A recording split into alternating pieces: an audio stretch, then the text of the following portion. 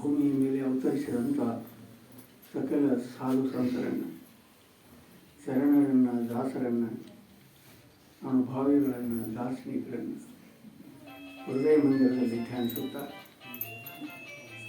ಇಲ್ಲಿವರೆಗೆ ತಮ್ಮ ಪ್ರವಚನ ಸೇವೆಯನ್ನು ಗೈದಂಥ ಸತ್ಪುರುಷರಿಗೂ ಅನೇಕ ವಂದನೆಗಳನ್ನು ಅರ್ಪಿಸುತ್ತಾರೆ. ದೇವಸ್ವರೂಪಗಳಾದ ತಮ್ಮೆಲ್ಲರಿಗೂ ವಂದನೆಗಳು.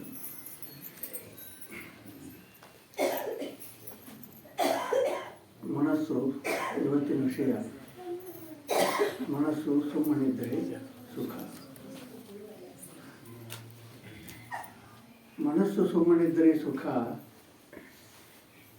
ಇದನ್ನು ಸುಮ್ಮನಿರಿಸಲಿಕ್ಕೆ ಏನು ಮಾಡಬೇಕು ಅಂತ ಪ್ರಶ್ನೆ ಮಾಡಿದಾಗ ಸುಮ್ಮನಿರಿಸುವುದನ್ನೇ ಮಾಡಬೇಕು. ಮನಸ್ಸು ಸುಮ್ಮನಿದ್ದರೆ ಸುಖ ಅನ್ನೋದು ಎಲ್ಲರೂ ಉತ್ತರ ಕೊಡ್ತಾರೆ ಈಗ. ಯಾಕಂದ್ರೆ ಮನಸ್ಸು ಸುಮ್ಮನೆ ಇದ್ದಾಗ ನಿದ್ದೆ ಬಂದ್ಬಿಡ್ತದೆ. ಯಾಕಂದರೆ ಮನಸ್ಸು ಸುಮ್ಮನಿದ್ದಾಗ ಏನಾಗ್ತದೆ ಅಂದರೆ ನಿದ್ರೆ ಬಂದ್ಬಿಡ್ತದೆ. ಮತ್ತು ನಿದ್ರೆ ಸುಖಾಣೋ ದುಃಖೋ? ಸುಖಾಣ. ಮತ್ತು ಉತ್ತರ ಮನಸ್ಸು ಸುಮ್ಮನಿದ್ದರೆ ಸುಖ ಅನ್ನುವಂಥ ಉತ್ತರ ಎಲ್ಲರಿಗೂ ಮಾಹಿತಿ ಅದ. ಯಾಕ್ರಿ ಸಾರ್ವತ್ರಿಕ ಎಲ್ಲರಿಗೂ ಮಾಹಿತಿ ಅದ. ಆದರೆ ಅದನ್ನು ಸುಮ್ಮನಿರಿಸಲು ಸಾಧ್ಯ ಇವೆಲ್ಲದಾಗಿದೆ. ಸುಮ್ಮನಿರಿಸಲು ಏನು ಮಾಡಬೇಕಂತ ಮಹಾತ್ಮನಿಗೆ ಕೇಳಿದಾರ. ನೀ ಸುಮ್ಮನೆ ಇರಿಸೋದನ್ನು ಮಾಡಂತ. ಮನಸ್ಸನ್ನು ಹೆಂಗೆ ಸುಮ್ಮನೆ ಇರಿಸೋದು ಅಂದಾಗ ಅದನ್ನು ಸುಮ್ಮನೆ ಇರಿಸೋದು ಆಗ್ತಾ ಇಲ್ಲ, ಯಾರಿಗೂ ಆಗ್ತಾ ಇಲ್ಲ. ಅದೇ ಭಾಳಷ್ಟು ಏನಾಗಿದೆಪ್ಪ ಅಂದರೆ ಕಠಿಣ ಆಗಿದೆ, ಭಾಳ ಕಠಿಣ ಆಗಿದೆ. ಆದರೆ ಅದಂಥ ಕಠಿಣವಾದ ಈ ಒಂದು ಕಾರ್ಯವನ್ನು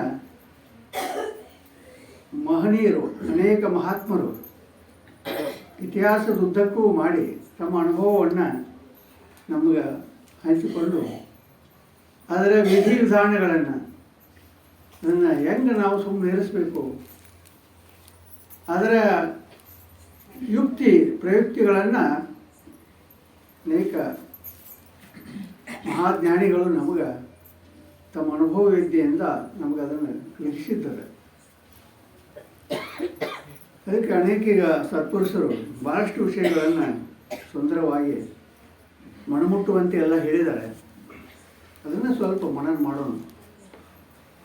ಅದಕ್ಕೆ ಹೇಳಿದಲ್ಲ, ಮನವೆಂಬ ಮರ್ಕಟವ ತಾಳಲಾರಿನೋ ದೇವ, ಎನಿತಿದರ ಚಪಲ ಚೇಷ್ಟೆಗಳ ವರ್ಣಿಸಲಿ.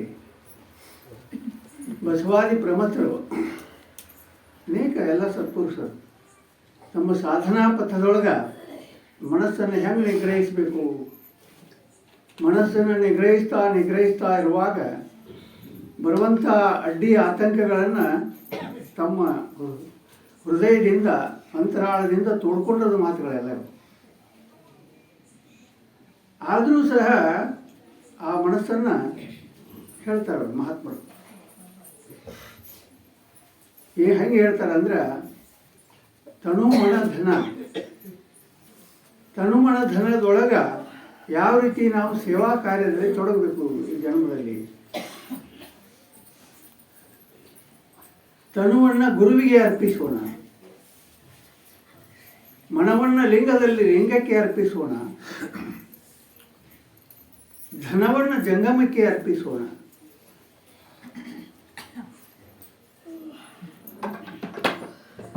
ಶರೀರದಿಂದ ಸೇವೆಯನ್ನು ಗುರು ಸೇವೆಗಾಗಿ ತನು ಸವಿಬೇಕು.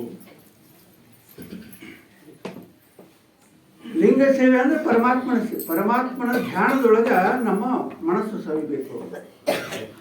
ಮತ್ತು ನಮ್ಮ ಗಳಿಕೆ ಧನ ಅದು ಜಂಗಮ ಸೇವೆಯಲ್ಲಿ ಸವಿಬೇಕು. ಅಂದರೆ ಇಲ್ಲಿ ಏನಾಯಿತು ಅಂದರೆ, ನಮ್ಮ ಮನಸ್ಸು ಪರಮಾತ್ಮನ ಪಾದದಡಿಯೊಳಗೆ ನಿರಂತರ ಇರಬೇಕು ಅಂತ. ನಿನಗೆ ನೀನೇ ಮಾಡಿಕೋ ಕೂಡಲ ಸಂಗಮ ದೇವ ಅಂದ್ರೆ ಹೇಳಿದ್ರಲ್ಲ. ಜಗವ ಸುತ್ತಿಯುವುದು ನಿನ್ನಯ ಮಾಯೆ, ನಿನ್ನ ಸುತ್ತಿಯುವುದು ಎನ್ನ ಮನ ನೋಡ. ಜಗವ ಸುತ್ತಿಯುವುದು ನಿನ್ನಯ ಮಾಯೆ,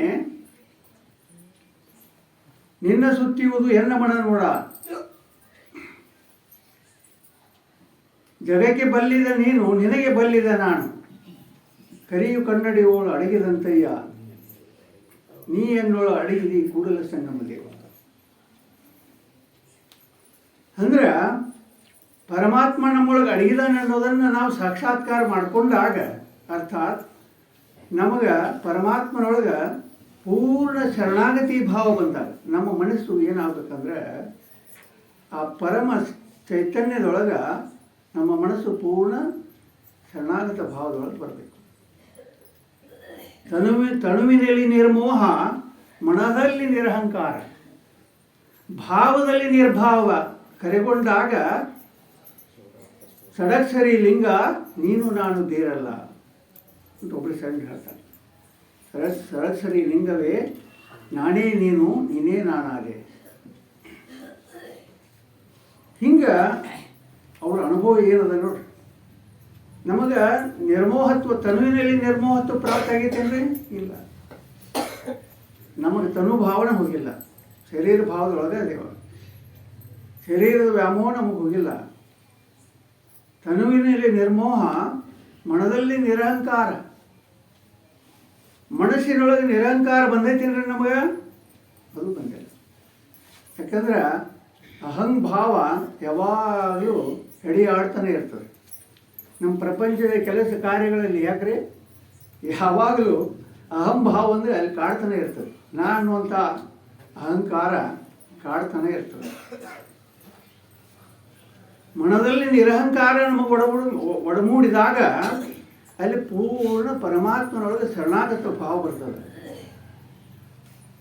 ಆ ಶರಣಾಗತ ಭಾವ ಪೂರ್ಣ ಏನಪ್ಪ, ಪರಮಾತ್ಮನಲ್ಲಿ ಆ ಪರಮ ಚೈತನ್ಯದಲ್ಲಿ ಶರಣಾಗತ ಭಾವ ಯಾವಾಗ ಆದಾಗ ಅಂದ್ರೆ ಮನಸ್ಸಲ್ಲೇ ಕರಗ್ತದೆ. ಮನಸ್ಸು ಲಿಂಗಕ್ಕೆ ಅರ್ಪಿತ. ಇದರ ಅರ್ಥ ಏನು? ಮನಸ್ಸು ಪೂರ್ಣ ನಿರಹಂಕಾರಿಯಾಗಿ ಪರಮಾತ್ಮನ ಅಡಿಯಲ್ಲಿ ನಮ್ಮ ಮನಸ್ಸು ಕರಗಬೇಕಂದ್ರೆ ಅದು ಧ್ಯಾನಾವಸ್ಥಿತ ತದ್ಗತಿಯೇನ ಮನಸ್ಸ ಪಶ್ಯಂತಿಯಂ ಯೋಗಿನೋ ಶಾಂತಂ ಸುರಾಸುರಗಣ ದೇವಾಯ ತಸ್ಮೈ ನಮಃ. ಮಹಾತ್ಮರು ಏನು ಹೇಳ್ತಾರೆ ಅಂದರೆ, ಧ್ಯಾನಾವಸ್ಥಿತ ಆಗಿ ಕರೆಗೊಂಡು ಪೂರ್ಣ ನಮ್ಮ ಮನಸ್ಸು ಪರಮಾತ್ಮನೊಳಗೆ ಏನಾಗಬೇಕು, ಅದು ಬಯಲಾಗಬೇಕು ಅಂತ. ಇದು ಬರೋದು ಭಾಳ ದುಸ್ತರ ಆಗಿದೆ. ಯಾಕಿದು ಕಠಿಣ ಆಗಿದೆ ಅಂದರೆ, ನಮ್ಮ ಮನಸ್ಸು ಎಲ್ಲಿ ಹರಿಯಾಗ್ತೈತೆ ಅಂದರೆ ಎಲ್ಲ ಅಗಣಿತ ವಿಷಯಗಳಲ್ಲಿ ಹೇಳಿದ್ರಲ್ಲ ಗುರುಗಳು, ಅಗಣಿತ ವಿಷಯದೋಳು ಎಡೆಯಾಡುವ ಅತಿ ಚಂಚಲತೆಯ ಚಿತ್ತವನ್ನು ತಡೆಯಲಾಗದು. ಅಗಣಿತ ವಿಷಯಗಳಲ್ಲಿ ಮತ್ತೆ ನಮ್ಮ ಮನಸ್ಸು ಆಡ್ತಾ ಇತ್ತಂದ್ರೆ ಅದನ್ನು ತಡಿಬೇಕಂದ್ರೆ ಮತ್ತೆ ನಾವು ಎಲ್ಲಿ ಬರಬೇಕು? ಮತ್ತು ಶರಣಾಗತ ಭಾವ ಬರಬೇಕು. ವಿಷಯದೊಳಗೆ ನಿರ್ಮೋಹತ್ವ ಬರಬೇಕಂದ್ರೆ ವಿಷಯ ದೋಷ ದರ್ಶನ ಆಗಬೇಕು. ಗುರುಗಳು ಉದಾಹರಣೆ ಕೊಟ್ಟು ಹಿಡಿದಿರಲ್ಲ, ವಿಷಯ ದೋಷ ದರ್ಶನ ಆಗ್ಬೇಕಂದ್ರೆ ಅದು ಹೇಸಿಗೆ ಐತಿ ಅದರೊಳಗೆ ಅನ್ನೋ ಭಾವ ತಿಳಿಬೇಕು. ಹಳೆಯ ನೋಡಿದ್ದ ಉದಾಸೀನ. ವಿಷಯ ದೋಷ ದರ್ಶನ ಆಗ್ಬೇಕಂದ್ರೆ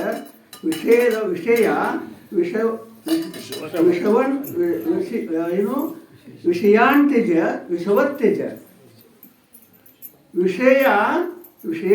ವಿಷಯವನ್ನು ಬಿಡು. ಹೆಂಗೆ ಬಿಡು ಅಂದ್ರೆ ಅದು ವಿಷ ಆಯ್ತಂತ ಬಿಡ. ನಮಗೆ ಹೆಂಗೆ ಅನ್ಸತ್ತದ್ರಿ? ಅದು ಅಮೃತಾಗಿ ತೋರಾಗ್ತದೆ. ಯಾಕ್ರಿ ನಮಗೆ ಹೆಂಗೆ ತೋರಾಗ್ತೈತೆ? ಅದು ಅತ್ತಿ ಅದು ಬೆನ್ನಿ ತುಪ್ಪ ಹಾಕಿದ್ಲ ಅವ್ರು ನೋಡಿ, ಅಯ್ಯೋ ನೋಡಿದ ಅವ್ರು ಅಂದ್ರೆ ಹಿಂಗೆ ಐತಿದ. ಮತ್ತು ಇವತ್ತು ಏನಾಗಿದ್ದು ಗೊತ್ತೇನ್ರಿ? ನಾವು ಏನು ತಿನ್ನುವ ವಸ್ತುಗಳೆಲ್ಲ ಅದೇ ಬೆಣ್ಣೆ ತುಪ್ಪ ಅನ್ನೋದು. ಈಗ ನೀವು ಬ್ಯಾಗಡಿ ಒಳಗೆ ಜಗ್ಗಮಗೆ ತರ್ತಾರೆ ನೋಡ್ರಿ. ಬ್ರೆಡ್ ಮಾಡುವಲ್ಲಿ ಹೋಗಿದ್ದೆ ನಾನು, ಬೇಕರಿ ಮಾಡುವಲ್ಲಿ ಹೋಗಿದ್ದೆ. ಅವನು ಕಚಾಪಚ ತುಳಿಯಾಗ್ತಿದ್ದ, ಬೆವರು ಸುರಿಯಾಗ್ತಿತ್ತು. ಹಿಂಗೆ ಮಾಡಾತಿದ್ದೆ ಎಲ್ಲದ ಅದ್ರಾಗಿದ. ಇವಾಗ ಹಳೆಯ ನೋಡಿದ್ದ, ನೋಡಿ ಹೇಸಿಗೆ ಪಟ್ಕೊಂಡ ಬಿಟ್ಟ. ನಾವು ನೋಡಿ ಉಪ್ಪು ಪತ್ತವ್ರಿಪ್ಪ, ನಾವು ನೋಡಿಲ್ಲಲ್ರಿ. ನಮಗೂ ಅದು ಭಾಳ ಏನದ, ಅವ್ರು ಇನ್ನು 4 ಮಂದಿ ಹೆಂಗೆ ಹೊಡೆದಿರಲ್ಲ ಹಂಗೆ ನಾವು 108 ಮಂದಿ ಎಲ್ಲ ಹಂಗೆ ಹೊಡೆಯವ್ರಲ್ಲ. ನಾವು ತಿನ್ನೋ ವಸ್ತುಗಳೆಲ್ಲ ಹಿಂಗದಾವ.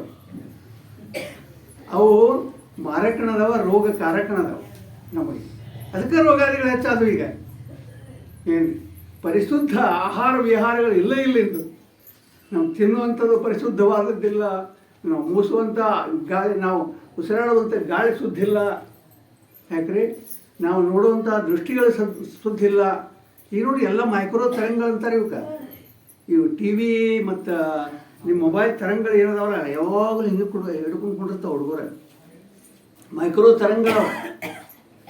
ತರಂಗಗಳು ಕಣ್ಣಿನ ದೃಷ್ಟಿಯನ್ನು ಮಂದ ಮಾಡ್ಕೋತ ಹೋಗ್ತಾವೆ. ಮೈಕ್ರೋ ತರಂಗ ಅಂತ ಕರಿತೇವೆ ಅವು. ಆ ಮೈಕ್ರೋ ತರಂಗಗಳ ಪರಿಣಾಮ ಏನದ ಅಂದ್ರೆ ಬಹುತೇಕ ನೋಡಿ ಗುಬ್ಬಿಪ್ಪ ಬೇಲೆ ಸತ್ತು ಹೋಗತ್ತವ. ಮೈಕ್ರೋ ತರಂಗ ಸೂಕ್ಷ್ಮ ಜೀವಿಗಳು ಅದರ ಸಾಯ್ತಾವ. ಅದರ ಎಷ್ಟೋ ಮಾರಕ ಮತ್ತು ತಾರಕ ಅದಾವ. ನಮಗೆ ತಾರಕನೂ ಸಾಯ್ತಾವ. ಈಗ ಔಷಧಿಗಳನ್ನು ಹೊಡಿತೇವೆ, ಮಾರಕ ಔಷಧಿಗಳಂತ ಹೊಡಿತೀರಿ. ನಮ್ಮ ರೈತರೆಲ್ಲ ಹೊಡಿತಾರೆ. ಯಾವುವು ಅವು ಏನದಾವ ಪೀಡಕ ಕ್ರಿಮಿಗಳನ್ನು, ಹುಳುಗಳನ್ನು ಕೊಲ್ಲಬೇಕಂತ ಕೆಲವು ಎಣ್ಣೆ ಕೆಮಿಕಲ್ಗಳನ್ನು, ವಿಷಕಾರಿ ಕೆಮಿಕಲ್ ಹೊಡಿತಾರೆ. ಆ ಮಾರಕ ಅರ್ಥಾತ್ ಏನದ, ನಮಗೆ ಪೀಡಕ ವಸ್ತುಗಳು 1-2 ಇರ್ತಾವ, ಒಂದು 8-10 ಇರ್ತಾವ ಅಂತ ಇಟ್ಕೊಳ್ಳಿ. ಪೂರಕ 1000 ಇರ್ತಾವ ಈ ಇದ್ರೊಳಗೆ, ವಾಯುಮಂಡಲದೊಳಗೆ. ಈಗ ಮತ್ತೆ ನಿಮ್ಮದು ಈ ಇದು ಹಾಲಿಗೆ ಹೆಪ್ಪು ಹಾಕ್ತಿರಲ್ಲ, ಮತ್ತು ಏನದ ಅದರಲ್ಲಿ ಬ್ಯಾಕ್ಟೀರಿಯಾನವ, ಆ ಸೂಕ್ಷ್ಮ ಜೀವಿಗಳದಾವ. ಸೂಕ್ಷ್ಮ ಜೀವಿಗಳು ಹಾಲನ್ನು ಮೊಸರು ಮಾಡುವ ಸೂಕ್ಷ್ಮ ಜೀವಿಗಳದಾವ. ಎಲ್ಲ ಏನಪ್ಪ ಅಂದರೆ ಬೆಳೆಗಳಲ್ಲಿ ಈ ಗಂಟುಗಳಾಗ್ತಾವೆ ನೋಡ್ರಿ. ಈ ಪ್ರೋಟೀನ್ಗಳನ್ನು ತಯಾರು ಮಾಡುವು, ಅದು ದ್ವಿದಳ ಧಾನ್ಯ ಗಂಟುಗಳಂತವು. ಆ ಪ್ರೋಟೀನ್ ವಸ್ತುಗಳನ್ನು ತಯಾರು ಮಾಡುವು ಸೂಕ್ಷ್ಮ ಜೀವಿಗಳದಾವ. ಕೊಬ್ಬು ಎಣ್ಣೆ ತಯಾರು ಮಾಡುವ ಸೂಕ್ಷ್ಮ ಜೀವಿಗಳದಾವ. ಅಂದರೆ ಸೂಕ್ಷ್ಮ ಜೀವಿ ಪ್ರಪಂಚ ಅಂತ ವಿಜ್ಞಾನ ಹೇಳ್ತದೆ. ಇದು ಏನದ, ಬಹುತೇಕ ಸೂಕ್ಷ್ಮ ಜೀವಿ ಪ್ರಪಂಚನ ಅದ. ಇದರಾಗ ಮಾರಕಕ್ಕಿಂತ ಪರಿಶುದ್ಧ ನಿಸರ್ಗದಲ್ಲಿ, ಪರಿಶುದ್ಧ ಪರಿಸರದೊಳಗೆ ಮಾರಕಕ್ಕಿಂತಲೂ ಪೂರಕ, ನಮಗೆ ಉಪಯುಕ್ತ, ಅನುಪಯುಕ್ತಕ್ಕಿಂತಲೂ ಉಪಯುಕ್ತ ಜಾಸ್ತಿ ಅದಾವೆ. ಆದರೆ ನಮ್ಮ ಏನು ಹಸ್ತಕ್ಷೇಪ, ಮಾನವನ ಹಸ್ತಕ್ಷೇಪದಿಂದ ಏನಾಗಿದಾವೆ ಅಂದರೆ ಆ ಮಾರಕವನ್ನು ಕೊಲ್ಲಾಕ ಹೋಗಿ ಪೂರಕವನ್ನು ಕೊಂದು ಹಾಕತ್ತೀವಿ. ರೋಗ ನಿರೋಧಕ ಶಕ್ತಿ ಕಡಿಮೆ. ಪೂರಕ ಏನು ಮಾಡ್ತಾವೆ, ನಮ್ಗೆ ರೋಗ ನಿರೋಧಕ ಶಕ್ತಿಯನ್ನು ಕೊಡ್ತಿರ್ತಾವೆ. ಈಗ ಮಾರಕ ರೋಗ ಹಚ್ತಿರ್ತಾವೆ. ನಾವು ಮಾರಕವನ್ನು ಕೊಲ್ಲಾಕ ಹೋಗಿ ಪೂರಕವಾದದ್ದು, ನಮಗೆ ಉಪಯುಕ್ತವಾದದ್ದನ್ನು ಸಾಯ್ಬಿಡೋದು. ಈಗ ಯಾವುದೋ ಒಂದು ನೀವು ನೆಗಡಿ ಬಂತು ಅಂತ ಒಂದು ಗುಳಿಗೆ ತಿಂತೀರಿ, ಯಾವುದೋ ಅನಾಸಿನ್ನು, ಯಾವುದೋ ಏನಂತೀರಿ ಪ್ಯಾರಾಸ್ಟಿಮಲ್ಲು, ಅನಾಲ್ಜಿನ್ನು, ಇಂಥವೆಲ್ಲ ಕೊಡ್ತಾರವ್ರು. ಅವು ಏನಾಗ್ತಾವೆ ಅಂದರೆ ಕೆಲವು ಬ್ಯಾಕ್ಟೀರಿಯಾಗಳನ್ನು, ಸೂಕ್ಷ್ಮ ಬ್ಯಾಕ್ಟೀರಿಯಾ ಕೊಂದಿರ್ತಾವೆ. ಆದರೆ ಅತಿ ಉಪಯುಕ್ತವಾದದ್ದು ನಮಗೆ ಇರ್ತಾವಲ್ಲ ನಮ್ಮ ಶರೀರದೊಳಗೆ, ಅವನು ಎಲ್ಲ ಕೊಂದು ಹಾಕಿರ್ತಾವೆ. ಅಂದರೆ ಸ್ವಲ್ಪ ನೆಗಡಿ ಪ್ರತಿಬಂಧಕ ಮಾಡಿದಂಗೆ ಮಾಡ್ತದೆ ಆ ಗುಳಿಗೆ. ಆದರೆ ಏನಾಗ್ತದೆ ಅಂದರೆ ಮಲಬದ್ಧತೆಯನ್ನು ಉಂಟು ಮಾಡ್ತದೆ, ಅತಿ ಉಷ್ಣತೆಯನ್ನು ಉಂಟು ಮಾಡ್ತದೆ ಶರೀರದೊಳಗೆ. ನಿಮಗೆ ಪಚನ ಶಕ್ತಿಯನ್ನು ಕಡಿಮೆ ಮಾಡಿಬಿಡ್ತದೆ. ಅಂದರೆ ಏನದು ಅಂದರೆ ಮಾರಕ. ಪೂರಕಕ್ಕಿಂತ ಮಾರಕ ಜಾಸ್ತಿ ಅದಾವೆ. ಹಿಂಗೆ ಇದೆಲ್ಲ ವಿಚಾರ ಮಾಡ್ಕೋತ ಮಹಾತ್ಮರು ಏನು ವಿಚಾರ ಮಾಡಿದ್ರು ಅಂದರೆ, ಎಲ್ಲ ವಿಷಯ ದೋಷ ದರ್ಶನ ಆಗಬೇಕಂದ್ರೆ ವಿಷಯ ಭಾಳ ಕಂಡಾಕ್ಷಣ ರಮಣೀಯವಂತೆಲ್ಲ, ಪುಂಡಾಕ್ಷಣ ವಿರಸವಿದೆಲ್ಲ. ಕಂಡಾಕ್ಷಣ ಎಲ್ಲ ರಮಣೀಯದ. ಮತ್ತು ನಾವು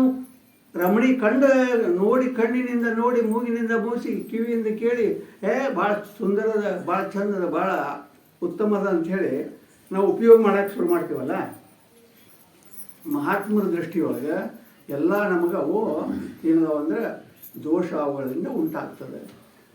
ನಮ್ಮ ಆತ್ಮಜ್ಞಾನಕ್ಕೆ ಅವೇನದಾವ ಒಂದು ಪ್ರತಿಬಂಧಕಗಳದಾವ ಅನ್ನುವಂಥ ವಿಚಾರವನ್ನು ಕೇವಲ ಜ್ಞಾನಿಗಳು ಕಂಡು ಹಿಡ್ಕೊಂಡ್ರು.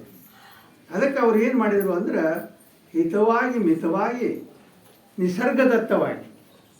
ನಿಸರ್ಗದತ್ತವಾಗಿ ಪ್ರಕೃತಿಯೊಳಗೆ ಹೆಂಗೆ ಅದು ನಿಸರ್ಗದತ್ತವಾಗಿ ನಮಗೆ ದೊರೀತದೆ ಕಚ್ಚಾಹಾರ. ನಿಸರ್ಗದತ್ತವಾಗಿ ಬೈದಂಥ ಆಹಾರಗಳನ್ನು ಅವರು ಉಪಯುಕ್ತ ಮಾಡಿರಿ ಅಂತ ಅವ್ರು ಹೇಳಿದರು. ನಾವೆಲ್ಲ ಅತಿ ಕೃತ್ರಿಮತೆಯಿಂದ, ಅತಿ ಏನಪ್ಪ ಅಂದರೆ ಹಸ್ತಕ್ಷೇಪದಿಂದ ಮಾನವ ಏನು ಮಾಡಿದ ಅಂದ್ರೆ ನೆಲ ಕೆಡಿಸಿದ, ನೀರು ಕೆಡಿಸ್ದ, ಗಾಳಿ ಕೆಡಿಸ್ದ, ರೋಗಾದಿಗಳು ಹೆಚ್ಚಾದವು. ನಮಗೆ ವಿಷಯ ಏನದ ದೋಷ ದರ್ಶನ ಆಗೋದು ಭಾಳ ಕಠಿಣ ಆಯಿತು ಅಂತ ವಿಚಾರ ಮಾಡಿದರೆ. ಹೀಗೆಲ್ಲ ವಿಚಾರ ಮಾಡಿ ಕೂತು ಹೋದರೆ ಮತ್ತು ಮನಸ್ಸನ್ನು ನಾವು ಮೌನವಾಗಿರಿಸ್ಬೇಕಂದ್ರೆ ಭಾಳ ಅತಿ ವಿವೇಕ ಜಾಗೃತ ಆಗಬೇಕು ಅಂತ ಹೇಳ್ತಾರೆ ಮಾತು. ವಿವೇಕೇನ ವೈರಾಗ್ಯೇನ ಅಭ್ಯಾಸೇನ ನಿಗ್ರಹಿತೆ ಮನಃ. ಮನಸ್ಸು ಅಂದರೆ ವಿವೇಕ ಜಾಗೃತ ಆದರೆ ವಿಷಯ ಸುಖ ಬುದ್ಧಿ ಏನದ ಅದರಲ್ಲಿ ದೋಷ ದರ್ಶನ ಆಗ್ತದೆ.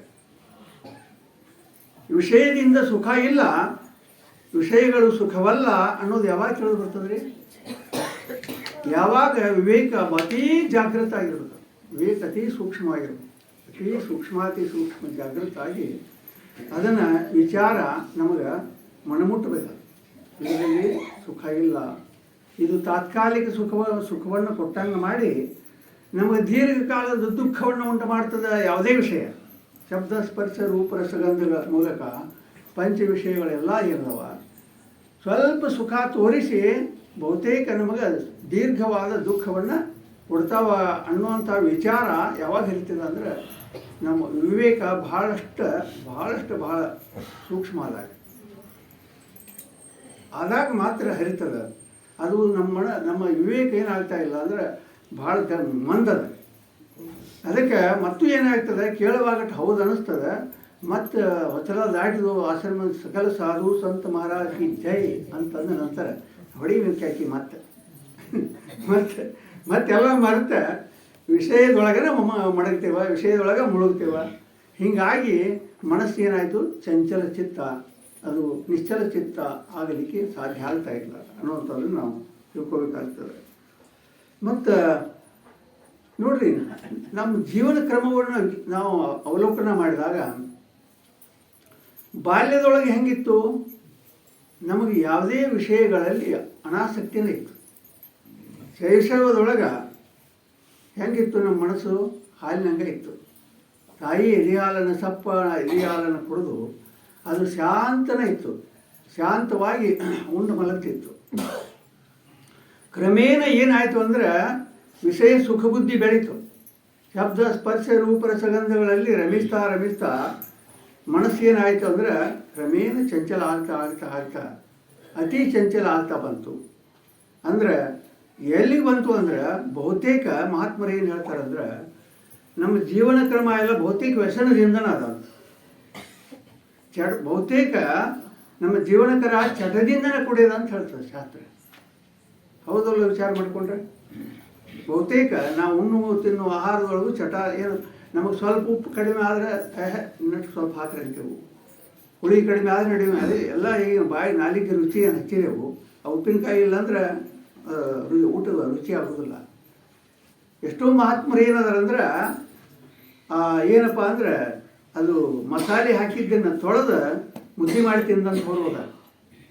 ಅಂದರೆ ಖಾರ ಉಪ್ಪು ಹುಳಿ ನಮ್ಮ ಮನಸ್ಸನ್ನು ಚಂಚಲ ಮಾಡ್ತದೆ, ಇಂದ್ರಿಯಗಳನ್ನು ವಿಕಾರಗೊಳಿಸ್ತದೆ ಅನ್ನುವಂಥ ಒಂದು ಸಾಧಕ ಸ್ಥಿತಿ ಒಳಗೆ ಅಂದರೆ ಎಷ್ಟು ಸೌಮ್ಯ ಇರಬೇಕು ಅಷ್ಟು ಸೌಮ್ಯ ಇರ್ಲಿಕ್ಕೆ ಪ್ರಯತ್ನ ಮಾಡ್ಯಾರ.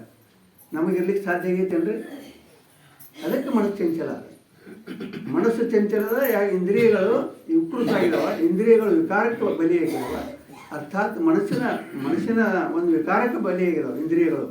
ಅಂದರೆ ಇಂದ್ರಿಯಗಳು ಮನಸ್ಸು ಎಲ್ಲ ಏನಾಗಿದಾವ ಅಂದರೆ ಭಾಳ ಗಳಸ್ಯ ಕಂಠಸ್ಯ ದೋಸ್ತಿ ಆಗಿಬಿಟ್ಟಾವ. ಏನು ಹಿಂಗೆ ಬೇಕಾ ನಡಿ ಹಂಗೆ ಕೊಡ್ತೇನೆ ಮನಸ್ಸಿಗೆ ಹೇಳ್ತದೆ. ಇಂದ್ರಿಯಗಳು ಕಲ್ತು ಯಾವ್ದ್ರಿಂದ ಕಲ್ತು?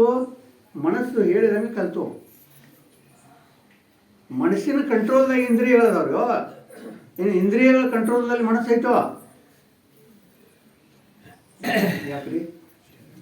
ಇಂದ್ರಿಯಗಳು ಮನಸ್ಸಿನ ಕಂಟ್ರೋಲ್ದಾಗದವ, ಮನಸ್ಸು ಇಂದ್ರಿಯಗಳ ಕಂಟ್ರೋಲ್ದಾಗವ. ಏನು ಹೇಳ್ತೀರಿ? ಮನಸ್ಸಿನ ಕಂಟ್ರೋಲ್ದಾಗ ಇಂದ್ರಿಯಗಳದಾವ.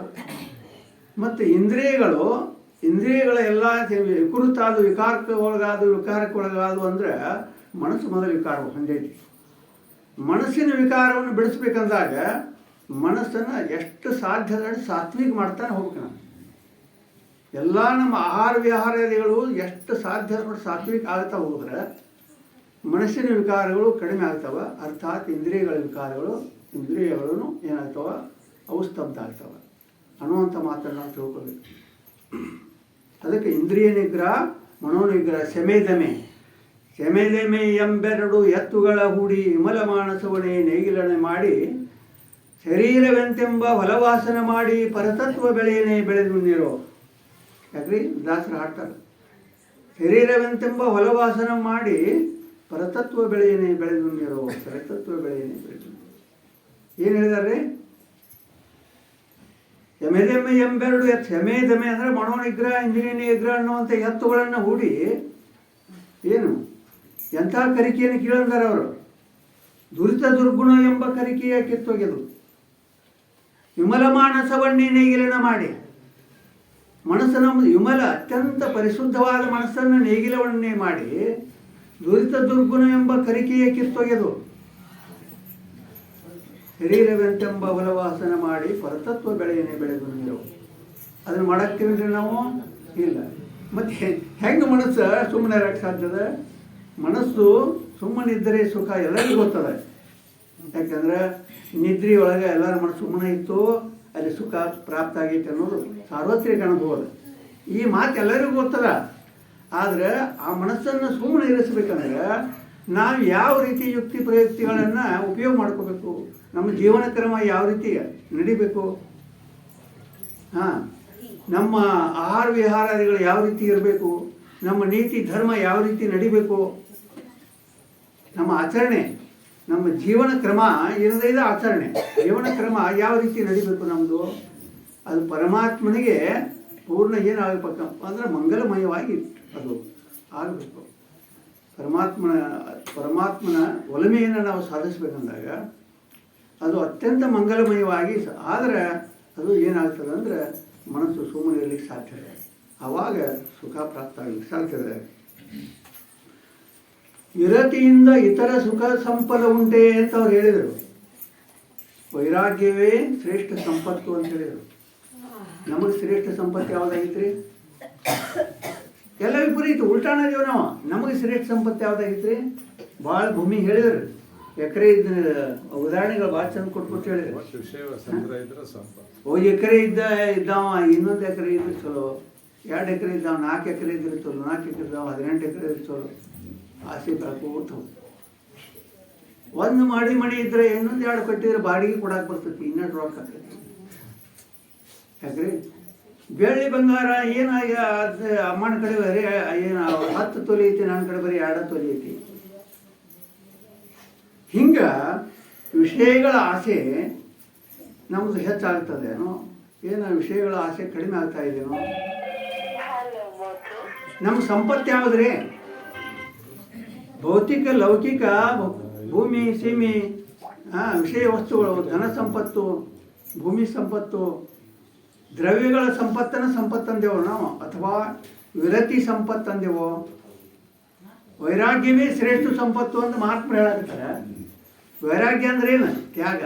ಏನು ನನಗೆ ಬೇಡಪ್ಪ, ಏನೂ ಒಲ್ಲೆ ಗುರುವೇ ಜಗವೆಂಬುದು, ಜ್ಞಾನ ಭಕ್ತಿ ಕೊಡು ಅದುವೇ ದೊಡ್ಡದು ಅಂತ. ಅಲ್ಲಿ ಎಂಥ ಅವರಲ್ಲಿ ಸರೆಂಡರ್ ಅಂತೀವಲ್ಲ, ಶರಣಾಗತಿ ಭಾವ ಇತ್ತು. ಏನೂ ಒಲ್ಲೆ ಗುರುವೇ ಜಗವೆಂಬುದು, ಜ್ಞಾನ ಭಕ್ತಿ ಕೊಡು ಅದುವೇ ದೊಡ್ಡದು. ಪರಮಾತ್ಮ ಏನಪ್ಪ ಅಂದರೆ ನಿನ್ನ ಶರಣನಾಗಿ, ನಿನ್ನ ಚರಣ ಸೇವಕನಾಗಿ ನನ್ನನ್ನು ಇರಿಸುವಂತಂದಾಗ ಬರ್ತದ್ರಿದ, ಆವಾಗ ಮನಸ್ಸು ಏನಾಗ್ತದೆ ಅಂದರೆ ಮೌನ ಆಗ್ತದೆ. ಇದನ್ನೆಲ್ಲ ತಿಳ್ಕೊಬೇಕಾಗಿ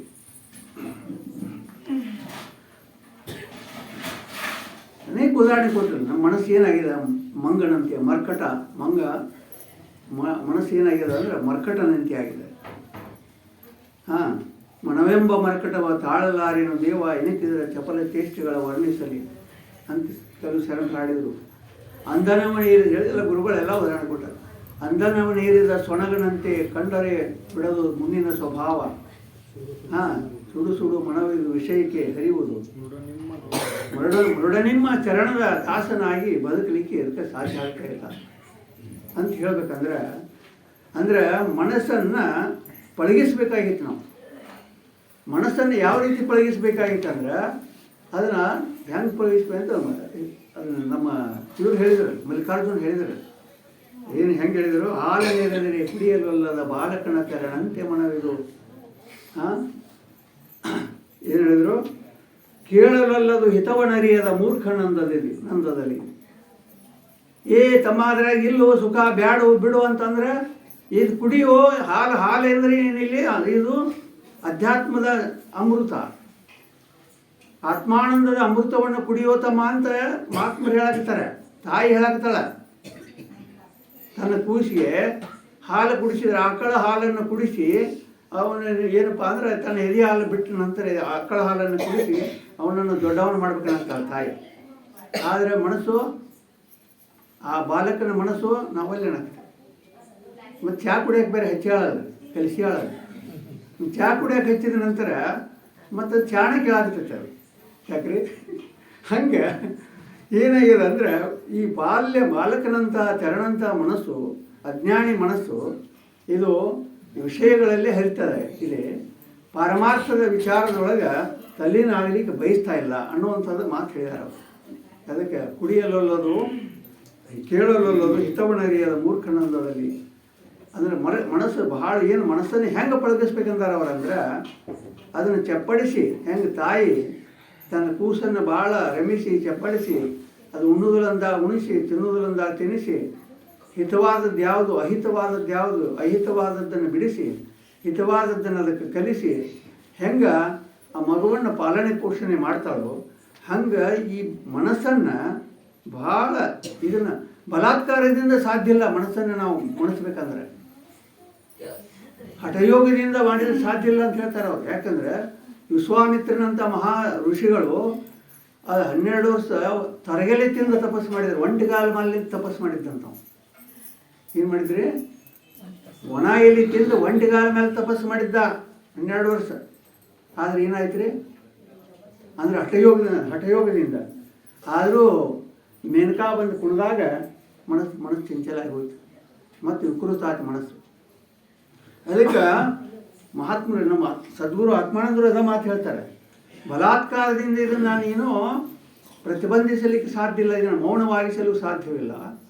ಇದನ್ನು ನೀನು ರಮಿಸುತ್ತಾ ಇದಕ್ಕೆ ಏನಪ್ಪ ಯುಕ್ತಿ ಪ್ರಯುಕ್ತಿಗಳನ್ನು ಹೇಳ್ತಾ ಇದನ್ನು ಪಳಗಿಸ್ತಾ ಹೋಗ್ಬೇಕಂದ್ರೆ ಅವರು ಸಮಾಧಾನ ಚಿತ್ತದಿಂದ ವಿವೇಕವನ್ನು ಜಾಗೃತ ಮಾಡಿ ಇದಕ್ಕೆ ತಿಳುವಳಿಕೆಯನ್ನು ಕೊಟ್ಕೋತ ಇದರ ವಿಷಯಗಳಲ್ಲಿ ಸುಖ ಇಲ್ಲ, ನಿರ್ವಿಷಯದಲ್ಲಿ ಮಾತ್ರ ಸುಖ ಇದೆ ಅನ್ನುವಂಥದ್ದನ್ನು ತಿಳಿಸ್ಬೇಕಂದ್ರೆ ನಿತ್ಯ ನಿರಂತರ ಈ ಸತ್ಸಂಗದಲ್ಲಿ ಬೆರೆಯುವಂಥದ್ದು, ನಿತ್ಯ ನಿರಂತರ ಶ್ರವಣ ಮಾಡಿದ್ದನ್ನು ಮನನ ಮಾಡುವಂಥದ್ದು, ಮನನ ಮಾಡಿ ನಿಧಿಧ್ಯಾಸನ ಮಾಡುವಂಥ ಒಂದು ಈ ಪ್ರಯತ್ನದಲ್ಲಿ ಸುದೀರ್ಘ ಪ್ರಯತ್ನ. ಅದಕ್ಕೆ ಹೇಳಿದಾರೆ ಅವರ ಮಹಾತ್ಮರು, ಶ್ರವಣವನ್ನು ಎಂದೂ ತಪ್ಪಿಸ್ಬೇಡ್ರಿ ಅಂತ ಯಾಕೆ ಹೇಳಿದ್ರು ಅಂದರೆ, ತಪ್ಪಿಸ್ತೀಯ ಅಂದರೆ ಹೋಗಿ ಹಳ ಬೀಳ್ತೈತೆ ಮಾತು ಮಾಡಕ್ಕೆ.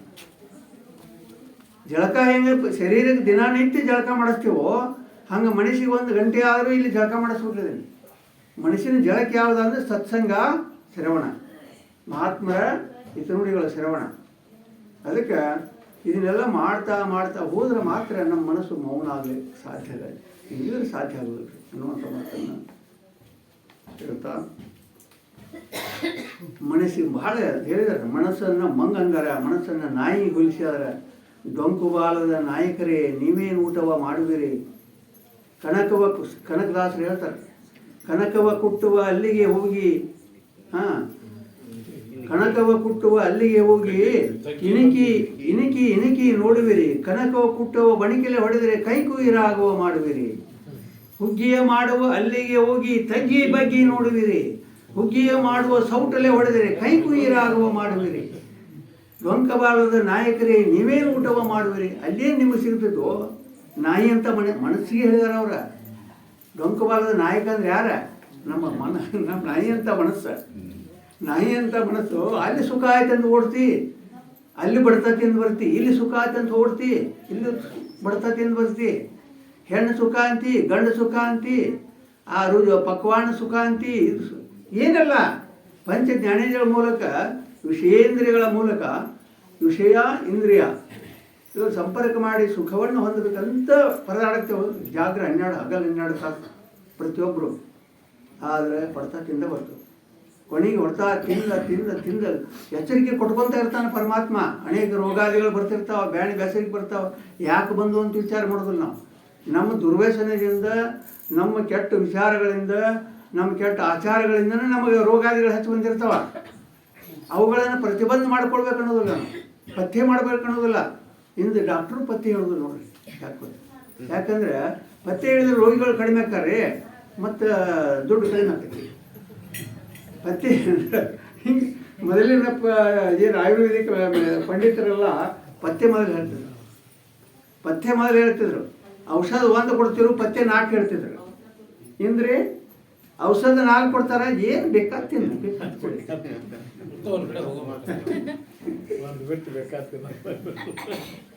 ಪತ್ತೆ ಹೇಳ್ತಿದ್ರು ಅವರು. ಪ್ರತ್ಯಾಹಾರ ಅದನ್ನು ಮಹಾತ್ಮರು ಹೇಳ್ತಾರೆ, ಪ್ರತ್ಯಾಹಾರ ಅಂತ. ಡಾಕ್ಟರ್ಸ್ ಪತ್ತೆ ಹೇಳ್ತಿದ್ರು, ಇಂದು ಪತ್ತೆ ಹೇಳೋ ಡಾಕ್ಟರ್ ಇಲ್ಲ, ಇಂದು ಪ್ರತ್ಯಾಹಾರ ಮಾಡುವಂಥ ನಮ್ಮ ಸರ್ಕಾರನೂ ಇಲ್ಲ, ನಮ್ಮ ಹಿರಿಯರು ಗುರುಗಳೂ ಇಲ್ಲ ಇಲ್ಲಿಂದ. ಯಾಕಂದ್ರೆ ಈ ಎಲ್ಲ ವಿಷಯ ಭೋಗವನ್ನು ಕೆಲಸವ್ರು ಅದಾರ ಎಲ್ಲರೂ. ಯಾಕ್ರಿ? ಹಾಂ, ಯಾಕಂದ್ರೆ ತಂದೆ ತಾಯಿ ಏನು ಕಲಿಸ್ತಾರೆ? ಚಂದಾಗಿ ದುಡಿ, ಚಂದಾಗಿ ಉಣ್ಣು, ಚಂದಾಗಿ ತಿನ್ನು, ಚಂದಾಗಿ ಮಾಡ್ಕೋ, ಚಂದಾಗಿ ಕಟ್ಟು, ಚಂದಾಗಿ ಗಳಿಸು, ಎಲ್ಲ ಅದೇ ಚಂದಾಗಿತ್ತು ನಿಮ್ಗೆ. ಯಾವುದು ದುಃಖವನ್ನು ಕೊಡ್ತದ ಅಂತ ಹೇಳೋದೇ ಇಲ್ಲ ಯಾರು. ಯಾಕ್ರಿ? ಮಠಮಾಣಿಗಳಲ್ಲೂ ಅದೇ ಚಂದಾಗಿತ್ತಿಂದ. ಯಾಕ್ರಿ? ಎಲ್ಲ ಬೆಳ್ಳಿ ಪಲ್ಲಕ್ಕಿ, ಬಂಗಾರ ಕಳಸ ಇವಾಗಿದಾವ ಎಲ್ಲ. ಏನು ಯಾವ್ದು ಬ್ಯಾಡೋ ಅದ ಹೇಳಿದಾರ. ಯಾತ್ರಾ ಅಂದ್ರೆ ಯಾವ್ದು ಅಂದಾರ ಅವರು? ನಿಜವಾದ ಜೀವನ ಯಾತ್ರಾ ಯಾವ್ದು ತೇರ್ ಅಂದಾರೋ ಇದ ತೇರ, ಶರೀರನ ತೇರ್ ಅಂದಾರ ಅವ್ರು. ಯಾಕ್ರಿ? ಶರೀರನ ದೇಹವೇ ದೇಗುಲ, ಸ್ಥಿರವೇ ಹೊಣ್ಣ ಕಳಸವಯ್ಯ, ಕಾಲವೇ ಕಂಬ, ದೇಹವೇ ದೇಗುಲ ಅವರೆಲ್ಲ ಹೇಳಿದರು. ನಾವು ಗುಡಿ ಮೇಲೆ ಗುಡಿ ಕಟ್ಟಾಕತ್ತೇವ. ಯಾತಕ್ಕಾಗಿ? ಇಸ್ಪೇಟ್ ಆಡಕ್ಕೆ. ಯಾಕ್ರಿ? ಕೆರೆ ಕೊಡು ಹೋಗಿ ಮಕ್ಕಳಕ್ಕ ಮನ್ಯಾಗ ಬೇಯ್ತಾರಂತೆ. ಭಾಳ ಗುಡಿಗಳಲ್ಲಿ ನೋಡಿದೆ ನಾನು. ಕುಡ್ದು ಬೀಳ್ತಾರೆ ಹೋಗಿಯಲ್ಲಿ. ಆಮೇಲೆ ಇಸ್ಪೇಟ್ ಆಡ್ತಾ ಇರ್ತಾರೆ, ಚಕ್ಕ ಆಡ್ತಾ ಇರ್ತಾರೆ. ಈಗ ಇಂಥ ಶ್ರವಣಕ್ಕೆ ಏನಾದರೂ ಬೆಲೆ ಕೊಟ್ಟೇವೇನ್ರಿ? ಗುಡಿಗಳೇನ್ರಿ ಊರಾಗ 18 ಆಗಿರ್ಬೇಕು. ಇಂಥ ಕಳಸ ಇಂಥ ದೊಡ್ಡ ಗುಡಿ ಕಟ್ಟ್ಯಾರ್ರಿ. ದುಡ್ಡು ಹೊರಗಡೆ ಐತಿ, ಎಲ್ಲ ಬರಕ್ಕೆ ದಾನ ಧರ್ಮ ಕೊಡಾಕ್ತಾರೆ ಎಲ್ಲರೂ. ಆದರೆ ಏನು ಕೊಡಂದಾರ ಮಹಾತ್ಮರು? ಯಾವ ದಾನ ಯಾವ ದಕ್ಷಿಣ ಕೊಡಂದಾರ ಅವರು? ನನ್ನ ಜೋಳಿಗೆ ನಿನ್ನ ದುರ್ಗುಣಗಳನ್ನು ಹಾಕಂದಾರ. ನಿಜವಾದ ಗುರುಗಳು, ನಿಜವಾದ ಸಾಧುಗಳು, ಸಂತರು ಏನು ಹೇಳಿದಾರೆ ಅವರು? ದುಡ್ಡು ದುಗಾಣಿ ನನಗೇನು ಬೇಕಾಗಿಲ್ಲಪ್ಪ, ನಿಂದು ನಿನ್ನ ದುರ್ಗುಣಗಳನ್ನು ನನ್ನ ಜೋಳಿಗೆ ಹಾಕಂದಾರ. ಹಿಂದೆ ಯಾರು ಕೇಳಾಗ್ತಾರ್ರಿ ಅದನ್ನು? ಹಿಂದೆಲ್ಲ ಏನು ದುಡ್ಡು ಕೇಳೋರು ಅದಾರ, ವಸ್ತುಗಳನ್ನು ಕೇಳೋರು ಅದಾರ. ಯಾಕ್ರಿ ಸ್ವಾಮಿಗಳು? ಅಂದರೆ ಯಾಕಾಗೈತೆ ಅಂದರೆ ಪರಿಸ್ಥಿತಿ, ಮನಸ್ಸು ಸುಮ್ಮನೆ ಮೊದಲು ಭಾಳ ಶಾಂತಿ ಇದ್ರೆ. ಮೊದಲಿನ ಜನ ಎಲ್ಲ ಭಾಳ ಶಾಂತಿ ಇದ್ದಿದ್ರಿ. ನೋಡ್ರಿ ನೀವು ಇಡೀ ಏನಪ್ಪ ಅಂದರೆ ಭಾಳ ಮಂದಿ ನೋಡಿದ್ರಿ ನಾವು, ಹಳಿ ಮಂದಿನೆಲ್ಲ ಮರಣ ಕಾಲದೊಳಗೆ ಏನು ನಳೋದಿಲ್ಲ, ಬ್ಯಾಂಡ್ ಇಲ್ಲ, ಬ್ಯಾಸರಿಕೆ ಇಲ್ಲ, ಹಾಗೆ ಪ್ರಾಣ ಬಿಟ್ಟವ್ರು ಭಾಳ ಮಂದಿ ಅದ. ಮೊದಲು ಈಗಿನವರು ಏನು ಒದರಾಡ್ತಾರ, ಏನೋ ದವಾಖಾನೆಗಳು ಏನು ಹೋಗಿ ನೋಡ್ಬೇಕು, ಹಂಗ ಒದರ್ತಿರ್ತಾರೆ ಪೇಷಂಟ್ಗಳು, ಕೆಟ್ಟ ಒದರ್ತಿರ್ತಾವೆ. ಯಾಕೆ ಹಿಂಗಾಯ್ತು? ವಿಕಾರ, ಮನಸ್ಸು ವಿಕಾರ ಆಗೈತಿ. ಮನಸ್ಸಿಗೆ ಶಾಂತಿನೇ ಇಲ್ಲ. ಅದಕ್ಕೆ ಮನಸ್ಸು ಶಾಂತಿ ಇಲ್ಲ, ವಿಕೃತ ಆದಾಗ ಮೌನ ಯಾವಾಗ ಆಗೋದ್ರಿ ಮನಸ್ಸು? ಮತ್ತು ಮನಸ್ಸು ಮೌನವಾದಾಗ ಸುಖ ಯಾವಾಗ ಸಿಗೋದ್ರಿ? ಭಾಳ ಸೂಕ್ಷ್ಮ ವಿಚಾರಲ್ಲೇ ಇದು. ಆದರೆ ಏನದ ಹಂಗೆ ನಾವು ವಿಚಾರ ಮಾಡಿದರೆ ಆ ಕೆಲಸ ಆಗೋದಿಲ್ಲ. ಭಾಳ ಸೂಕ್ಷ್ಮ ವಿಚಾರವನ್ನು ನಾವು ಮಾಡಿ ಹೊಂದಬೇಕಾಗೈತಿ. ಅದಕ್ಕೆ ಮನೆಯವ ಮನುಷ್ಯಾಣ ಬಂಧ ಮೋಕ್ಷ ಕಾರಣ. ಮನಸ್ಸನ್ನ ಬಂಧನಕ್ಕೂ ಮೋಕ್ಷಕ್ಕೂ ಕಾರಣ ಆಗಿದೆ. ಈ ಮನಸ್ಸನ್ನು ಪಳಗಿಸ್ತಾ ನಾವು ಇದನ್ನು ವಿಮಲ ಮಾನಸವನ್ನಾಗಿ ಪರಿವರ್ತನೆ ಮಾಡ್ಕೋಬೇಕಾಗಿತ್ತು. ಇದನ್ನು ಮನಸ್ಸನ್ನು ಪರಮಾತ್ಮನಲ್ಲಿ ಸಮರ್ಪಣಾ ಭಾವವನ್ನು ತರುವಂಥ ವೃತ್ತಿಯಲ್ಲಿ ನಾವು ತೊಡಗಬೇಕಾಗಿತ್ತು. ಯಾಕಂದರೆ ಕರ್ಮದಿಂದ ಶಾಂತಿ ಸುಖ ಇಲ್ಲ, ಜ್ಞಾನದಿಂದ ಶಾಂತಿ ಸುಖ ಅನ್ನೋದು ಕೊನೆಯ ಅಂತಿಮ ದರ್ಶನ. ಅದು ವೇದಾಂತ ಅಂತ ಹೇಳ್ತೇವೆ. ವೇದಾಂತ ಯಾವುದಪ್ಪ ಅಂದರೆ ಜ್ಞಾನದಿಂದ ಮಾತ್ರ ಮೋಕ್ಷ, ಕರ್ಮದಿಂದ ಮೋಕ್ಷ ಇಲ್ಲ. ಆದರೆ ನಾವು ಆ ಜ್ಞಾನಕ್ಕೆ ಅರ್ಹತೆಯನ್ನು ಪಡ್ಕೋಬೇಕಾದ್ರೆ ಕರ್ಮ ನಮ್ಗೇನಾಗ್ತು? ನಾವು ಯಾಕಂದರೆ ಕರ್ಮ ಭೂಮಿಯಲ್ಲೇ ಬಂದೆವ, ನಾವು ಕರ್ಮವನ್ನು ಮಾಡ್ತಾನೆ ಹೋಗ್ಬೇಕಾಗೈತಿ. ಆದರೆ ಕರ್ಮ ನಿಷ್ಕಾಮ ಕರ್ಮ ಆಗಬೇಕಾಗೈತಿ. ನಮ್ಮ ಕರ್ಮ ನಾವು ಮಾಡುವಂಥ ಕೆಲಸ ಕಾರ್ಯಗಳು ಅದು ಪವಿತ್ರ ಹಾಕೊಂತ ಹೋಗ್ಬೇಕಾಗೈತಿ. ಆವಾಗ ನಮ್ಮ ಮನಸ್ಸು ಮಂಗಲ ಆಗ್ತದೆ, ವಿಮಲ ಆಗ್ತದೆ. ಮತ್ತು ನಮ್ಮ ಕರ್ಮಗಳಿಗೇನಾಗ್ತಾವೆ ನಿಷ್ಕಾಮ ಕರ್ಮ ಆದಾಗ ನಮ್ಮ ಮನಸ್ಸು ನಿಶ್ಚಲತ್ವಕ್ಕೆ ಬರ್ತದೆ. ಅದಕ್ಕೆ ನಾವು ಮಾಡಿಯೂ ಮಾಡದಂಗೆ, ಉಂಡೂ ಉಣದಂಗೆ, ಬಳಸಿ ಬ್ರಹ್ಮಚಾರಿ, ಉಂಡು ಉಪವಾಸಿ, ಶರಣರ ತತ್ವದ ಆ ಒಂದು ಪದ್ಧತಿ ಒಳಗೆ ನಾವು ಪವಿತ್ರವಾದ ಕಾಯಕದಲ್ಲಿ ತೊಡಗೋಣ, ಪವಿತ್ರವಾದ ಮನಸ್ಸನ್ನು ನಿರ್ಮಾಣ ಮಾಡಿಕೊಂಡು ಮನಸ್ಸನ್ನು ಮೌನವಾಗಿಸುವತ್ತ ಆಗೋಣ ಅನ್ನುವಂಥ ಮಾತನ್ನು ಜ್ಞಾಪಿಸ್ತಾ ನನ್ನ 4 ತೊದಲು ನುಡಿಗಳನ್ನು ಗುರುಪಾದದಲ್ಲಿ ಸಮರ್ಪಿಸಿ ನನ್ನ ಮಾತನ್ನು ಮುಗಿಸ್ತಾ ಇದ್ದೇನೆ.